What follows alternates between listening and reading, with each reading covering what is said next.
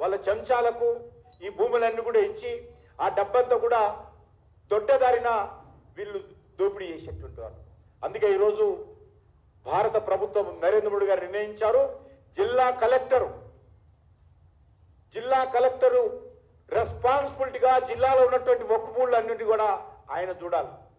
ఎందుకంటే భూముల అధికారం చూసేటువంటి అధికారము రెవెన్యూ ఆఫీసర్స్కి ఉంటుంది, రెవెన్యూ డిపార్ట్మెంట్కి ఉంటుంది.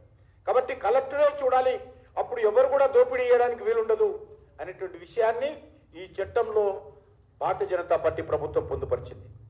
అంతేకాదు ఈరోజు మనం చూస్తూ ఉన్నాం, ఈరోజు అమాయకులైనటువంటి పేద ప్రజల భూమి కూడా అక్కడక్కడ తీసుకుంటున్నారు.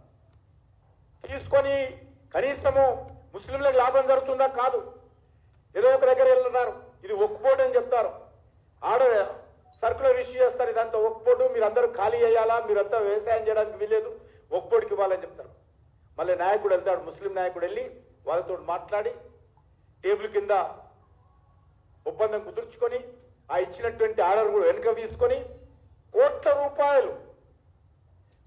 రూపాయల ఆస్తి ఈరోజు కొల్లగొడుతున్నారు తప్ప కనీసం భూమి తీసుకోవడానికి కాదు, ఆ భూమి తీసుకుంటామని బెదిరించి ఆర్డర్ ఇచ్చి మళ్ళీ ఆ యొక్క వ్యక్తులతో కుమ్ముక్కై డబ్బులు తీసుకొని దోపిడీ చేస్తున్నటువంటి విషయాన్ని కూడా ఈ సందర్భంగా మనము ప్రజలకు తెలియజేయాల్సినటువంటి అవసరం ఉంది.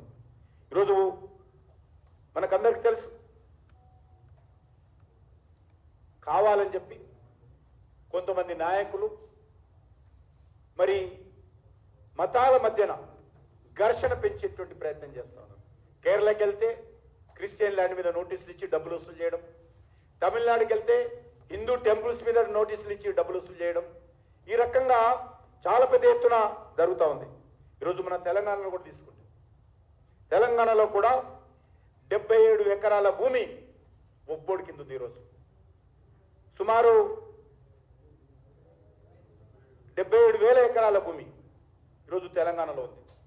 5 లక్షల కోట్ల విలువైనటువంటి మరి భూమి ఈరోజు 35,000 ప్రాపర్టీస్ ఈరోజు తెలంగాణలో ఉన్నాయి.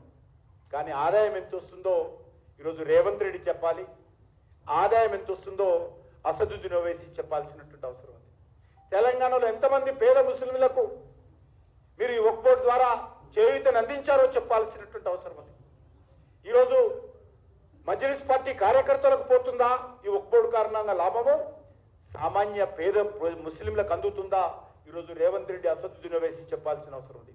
వక్ఫ్ బోర్డుకి ఎవరికి ఉపయోగపడుతుందంటే కాంగ్రెస్ పార్టీలో ఉన్నటువంటి ముస్లిం మత నాయకులకు, మజ్లిస్ పార్టీలో ఉన్నటువంటి మరి అసదుద్దీన్ అక్బరుద్దీన్ చెంచాలకు మాత్రమే ఇది ఉపయోగపడుతుంది తప్ప సామాన్య పేద ప్రజలకు హైదరాబాద్లో కానీ తెలంగాణలో కానీ ఏ మాత్రం లాభం జరగడం లేదు. ఇది వాళ్ళ నాయకత్వాన్ని పెంచడం కోసం, వాళ్ళ నాయకత్వానికి సంబంధించినటువంటి పలుకుబడి పెంచుకోవడం కోసం దొడ్డదారిన ఈరోజు అనేక ప్రాంతాల హైదరాబాద్ నగరంలో 100 కమ్యూనిటీ హాళ్ళు వక్ఫ్ బోర్డు ఆఫీసులో బినామీ పేర్ల మీద 100 కమ్యూనిటీ హాళ్ళు నిర్మాణం జరుగుతున్నాయి. ఆ కమ్యూనిటీ హాళ్ళు ఎవరి పేరు మీద ఉన్నాయి? బినామీ పేర్ల మీద ఉన్నాయి. ఆ వస్తున్నటువంటి ఆదాయం ఎక్కడ పోతుంది? దారుసాలం పోతుందని మనం చేస్తాం. కాబట్టి ఈ విషయంలో ఖచ్చితంగా హైదరాబాద్లో కానీ తెలంగాణలో ఉన్నటువంటి ముస్లిం సమాజాన్ని మనం చైతన్యం చేయాల్సినటువంటి అవసరం ఉందని చెప్పి కూడా ఈ సందర్భంగా మనం చేస్తున్నాను.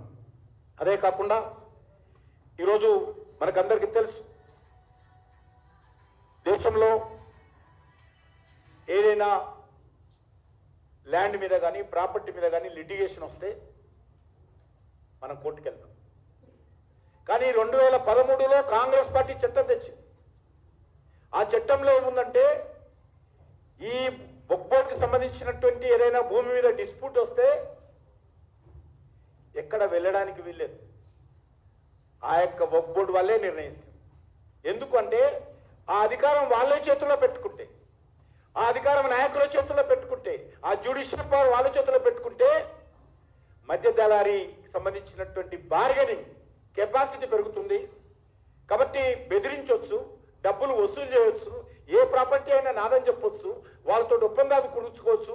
100,000 కోట్ల రూపాయలు ఈ యొక్క వక్ఫ్ బోర్డులో ఉన్నటువంటి నాయకుల చేతిలో జేబుల్లోకి లాగొచ్చు అనేటువంటి ఒక దుర్మార్గమైనటువంటి ఆలోచనతో ఆ రోజు కాంగ్రెస్ పార్టీ 2013లో ఈ చట్టాన్ని మార్చింది. అందుకే ఈరోజు ఈ రకమైనటువంటి ద్వంద్వ విధానాలు, ఈ రకమైనటువంటి ముస్లిం పేద ప్రజలను మోసం చేసేటువంటి అనేక అంశాలను కూడా ఈరోజు సవరించి ఈ చట్టంలో పొందుపరచడం జరిగింది. అందుకే ఈరోజు మనం చూస్తూ ఉన్నాం.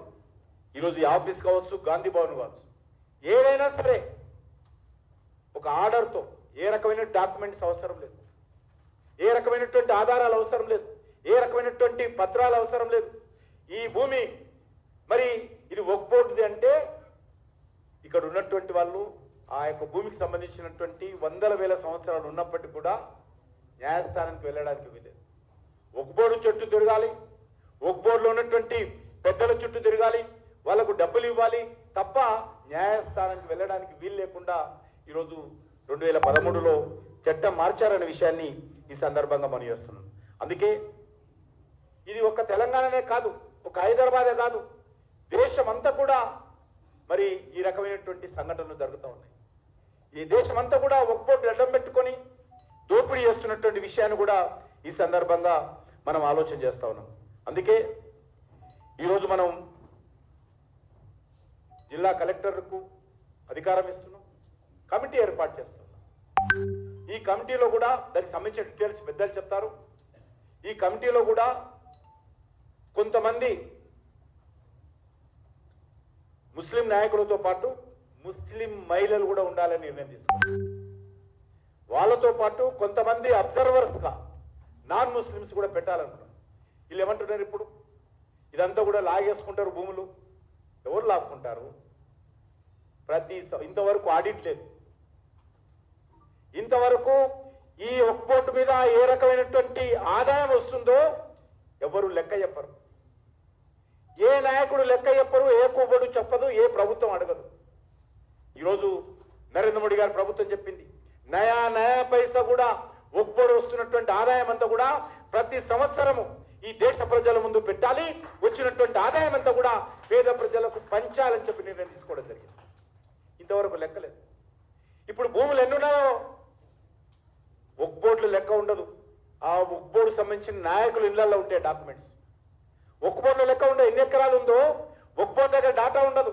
ఈరోజు కాగితాలు అడితే చెప్పరు, ఎంత భూమి ఉందంటే చెప్పరు. ఈరోజు లెక్క వచ్చినటువంటి భూమి కంటే 3 ఇంతలు 4 ఇంతల భూమికి సంబంధించినటువంటి డాక్యుమెంట్స్ వక్ఫ్ బోర్డుకు నేతృత్వం వహిస్తున్నటువంటి నాయకుల ఇళ్లలో ఉన్నాయి డాక్యుమెంట్స్. బ్లాక్మెయిల్ చేసి డబ్బులు వసూలు చేయడం కోసం వాళ్ళ పేపర్లను కూడా పెట్టుకొని నోటీసులు ఇచ్చి ఆ డాక్యుమెంట్స్ ఇళ్లలో పెట్టుకుంటారు. అందుకే ఈరోజు నరేంద్ర మోడీ గారు ప్రభుత్వం నిర్ణయం చేసింది, ప్రతి భూమి, ప్రతి గజము కానీ ప్రతి ఇంచు భూమికి సంబంధించినటువంటి లెక్క అంతా కూడా నాయకుల ఇళ్లలో కాదు, కంప్యూటర్లో వక్ఫ్ బోర్డు ఆఫీసర్లో జిల్లా కలెక్టర్ దగ్గర ఉండాలని చెప్పి కూడా ఈరోజు నిర్ణయించామని మనం చేస్తాం. పేద ప్రజలు ఎవరైనా సరే, ఏ గ్రామంలో ఉన్నటువంటి ఒక ముస్లిం బిడ్డ అయినా సరే ఈరోజు కంప్యూటర్ ఓపెన్ చేసి మీ మండలంలో, మీ జిల్లాలో ఎంత వక్ఫ్ బోర్డు ల్యాండ్ ఉందో చూసుకునేటువంటి విధంగా, అవగాహన కల్పించే విధంగా, అందరికీ తెలిసే విధంగా వక్ఫ్ బోర్డు ల్యాండ్స్ అన్ని కూడా డిజిటలైజ్ చేస్తాం. అంతేకాదు ఆడిట్, సంవత్సరానికి ఒకసారి ఆడిట్ చేస్తాం. ప్రభుత్వం ఈరోజు ప్రభుత్వం సంబంధించినటువంటి వివిధ శాఖల మీద కాగ్ ఆడిట్ ఎట్లా ఉంటుందో దీని మీద కూడా రెగ్యులర్గా ఆడిట్ చేసి న్యాయ పైస దుర్వినియోగం కాకుండా చూసే విధంగా ప్రయత్నం చేస్తాం. అదేవిధంగా ఈ ఆస్తులు ఏవైతున్నాయో జియో ట్యాగింగ్ చేస్తున్నాం. ఆ ఆస్తులు ఎక్కడున్నాయి, ఎంత ఉంది, ఆ జియో ట్యాగింగ్ ద్వారా ఆ ఎప్పటికప్పుడు పర్యవేక్షణ చేసే విధంగా వస్తున్నటువంటి న్యూ టెక్నాలజీని కూడా ఉపయోగించి ఈ భూములను పరిరక్షించాలని చెప్పి కూడా భారతీయ జనతా పార్టీ ప్రభుత్వం నిర్ణయించిందనే విషయాన్ని ఈ సందర్భంగా మనం చేస్తున్నాం. అందుకే ఈరోజు కాంగ్రెస్ పార్టీ లేకపోతే అసదుద్దీన్ ఓవైసీ ఈరోజు రోజు స్టేట్మెంట్ ఇస్తుంది. నేను ఒకటే అడుగుతా ఉన్నాను, మీకు దమ్ము ధైర్యం ఉంటే ఈ వక్ఫ్ బోర్డు పైన గత 76-77 సంవత్సరాలుగా ఎంతమంది పేదలకు న్యాయం చేశారో ఈరోజు అసదుద్దీన్ ఓవైసీ కానీ, ఎంఐఎం పార్టీ కానీ, రాహుల్ గాంధీ కానీ, కాంగ్రెస్ పార్టీ కానీ చర్చకు సిద్ధంగా ఉన్నారా చెప్పాల్సినటువంటి అవసరం ఉందని మనం చేస్తున్నాం.